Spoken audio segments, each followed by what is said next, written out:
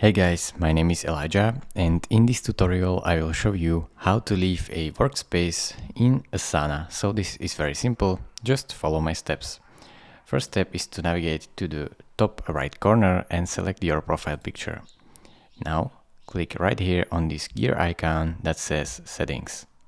This will open up your settings, and here you have to navigate to Account and then go down here until you see Deactivation, and here you should see Remove Me from my workspace.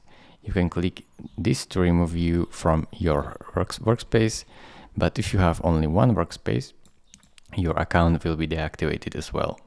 So you have to create a new workspace, and then you should simply be able to remove yourself from this workspace. I will show you right now. So close this, go back, click on Profile. Now edit profile, go to account, and here you have two workspaces. So if you remove yourself from workspace, you should be able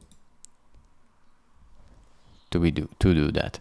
So this is how simple it is. Thank you for watching. If this video was helpful to you, consider subscribing and liking this video, and I will see you in the next tutorial. Bye bye.